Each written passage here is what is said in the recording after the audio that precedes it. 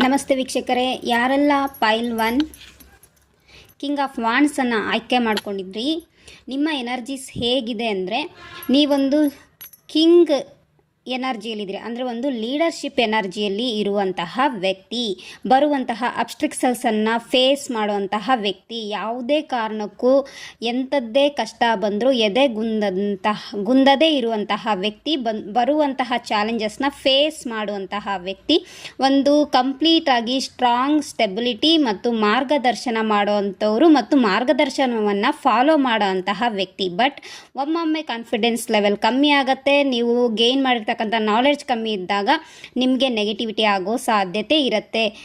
Specially career wise ಆಗಿರ್ಬೋದು ಅಥವಾ family ಇಶ್ಯೂಸಲ್ಲಿ ಏನಾದರೂ ತೊಂದರೆ ಬಂದಾಗ ಸ್ವಲ್ಪ ಡೌನ್ ಆಗ್ತೀರಾ. ಆ ಎನರ್ಜಿಸಿಂದ ನೀವು ಹೊರಗಡೆ ಬರಬೇಕು, ನಿಮ್ಮನ್ನು ನೀವು ಹೀಲ್ ಮಾಡ್ಕೋಬೇಕು.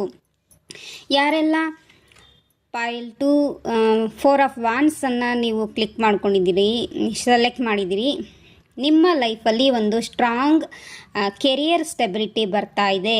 ಮ್ಯಾರೇಜ್ ಆಗಬೇಕಂತ ಇರೋರಿಗೆ ಮ್ಯಾರೇಜ್ ಆಗ್ತಾ ಇದೆ. ಅದ್ರ ಜೊತೆಗೆ ನೀವು ಓವರ್ ಥಿಂಕಿಂಗ್ ಎನರ್ಜಿಯಲ್ಲಿದ್ದೀರಿ. ಹಾಗಾಗಿ ಆ ಒಂದು ನೆಗೆಟಿವ್ ಓವರ್ ಥಿಂಕಿಂದ ಹೊರಗಡೆ ಬನ್ನಿ, ಅದನ್ನು ರಿಲೀಸ್ ಮಾಡಿ.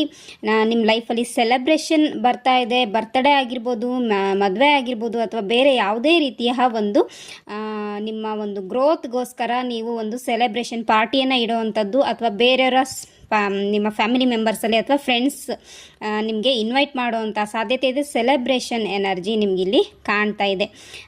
ನಿಮಗೆ ಈ ವಿಡಿಯೋ ಇಷ್ಟ ಆಗಿದ್ದರೆ ಲೈಕ್ ಮಾಡಿ, ಶೇರ್ ಮಾಡಿ, ಮತ್ತು ಕಮೆಂಟ್ ಸೆಕ್ಷನಲ್ಲಿ ಕಮೆಂಟ್ ಮಾಡಿ. ರೇಖಿ ವಿದ್ಯಾಲಯವನ್ನು ಸಪೋರ್ಟ್ ಮಾಡಿ. Thank you.